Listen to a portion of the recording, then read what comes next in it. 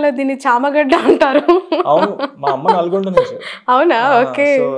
ఓ పక్క తెలంగాణ అబ్బాయివి. అమ్మేమో అరే ఉల్లిగడ్డ పప్పుచారు చేసినా అంటది, నాన్నగారు ఉల్లిపాయ పప్పుచారు ఇటు పోయి అన్నట్టు. సో ఇంట్లో చిన్న చిన్న పోటీ జరుగుతూ ఉంటుంది ఇంట్లో బాగా. ఓకే.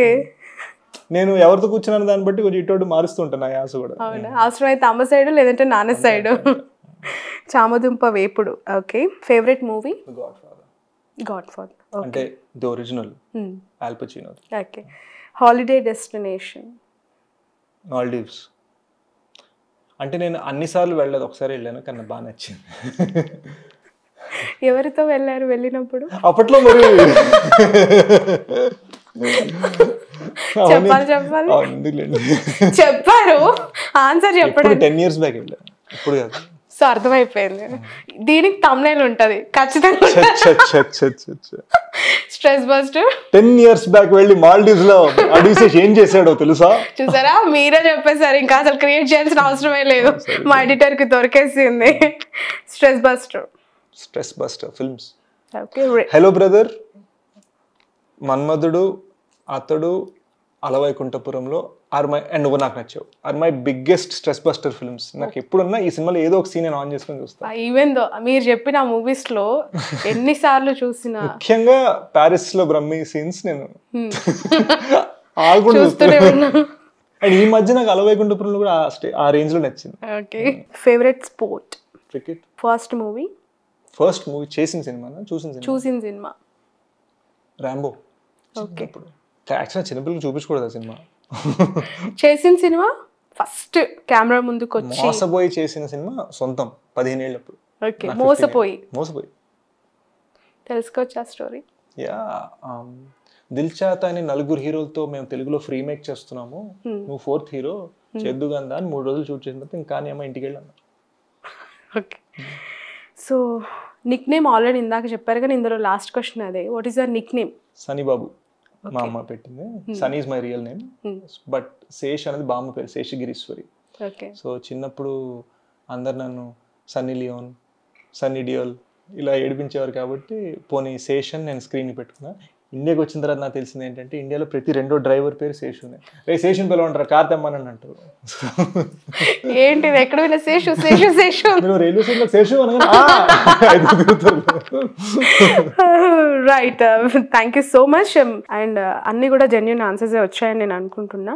అండ్ ప్రేమలో పడే అవకాశం, పడబోయే రోజులు దగ్గరలో ఉన్నాయని మేము భావించాలా? పడి ఫ్రాక్చర్ కూడా అయింది కానీ ఇంకా లేదా, ఇంకా ఆప్షన్ లేదా ఫ్యూచర్లో? చూద్దాం.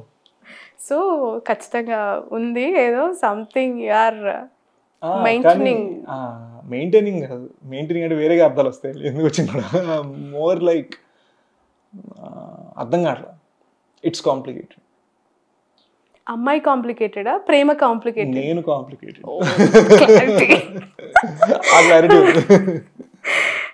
ఇంతకీ చాలా మంది అంటే నేను మీ దగ్గరకు వస్తున్నాను అన్నప్పుడు అడగమన్న క్వశ్చన్ లవ్ అవన్నీ కాదు, పెళ్ళెప్పుడు ఇన్ని గాసిప్స్ ఏంటి అడవి శేష్ మీద, ఎందుకు ఈ గాసిప్స్ అన్ని, పెళ్లి చేసుకొని లేదంటే ఎఫైర్తో ఉన్న అమ్మాయి వివరాలన్నీ బయట పెట్టొచ్చు కదా అని.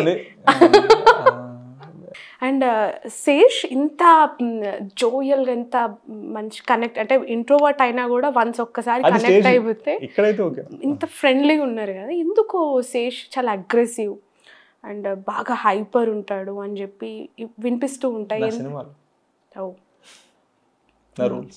ఓకే.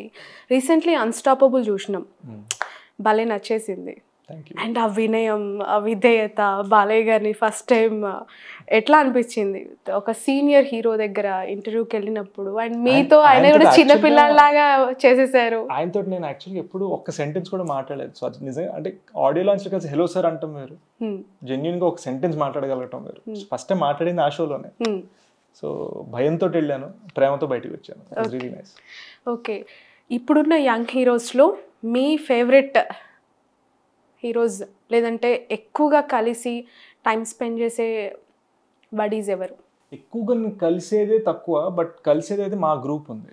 మన సాహో డైరెక్టర్ సుజిత్, వెన్నెల్ కిషోర్, నేను, రాహుల్ రవీంద్రన్, మేము 4 batch. But my favourite is నానిగారు. ఓకే.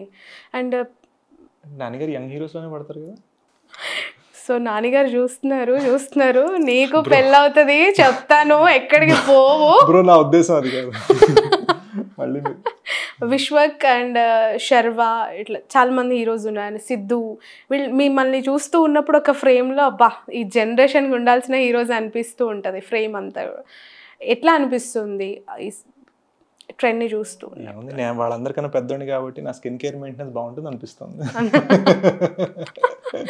సో ఇవే క్వశ్చన్, దీనికి ఆన్సర్ నేను మళ్ళీ వాళ్ళని కలిసి నువ్వు తప్పకుండా అడుగుతాను. అండ్ ఎందుకు హిట్ 2కి రావాలి అండ్ ఓటీటీలో లేదంటే ఎక్కడో ఒక దగ్గర వస్తుందిగా చూద్దాంలే అని అనుకునే వాళ్ళకి మీ answer? Hit two big screen experience అబ్బా. సినిమాని ఓటీటీ మీద డిజైన్ చేస్తుంటే వేరేగా చేస్తున్నాడు. Definitely big screen experience. భయంతో కూడిన థ్రిల్లింగ్ సినిమా ఇది.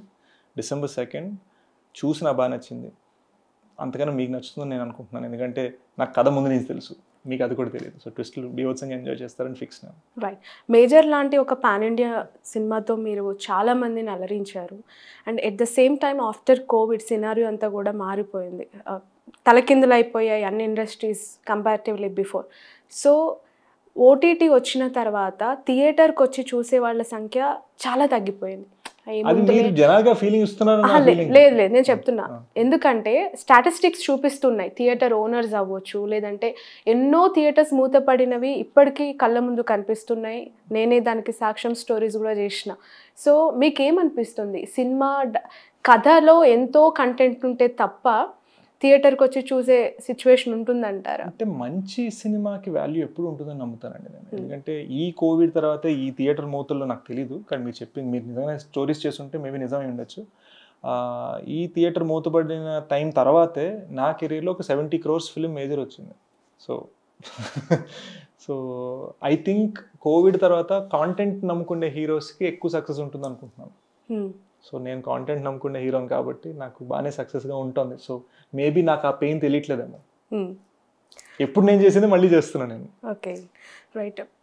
లక్షల కోట్లు, వేల కోట్లు బడ్జెట్ బాగా పెరిగిపోయి సినిమాలు వస్తున్నాయి. ఆ హైప్ ఎక్స్పెక్టేషన్స్ కూడా చాలా ఉంటున్నాయి.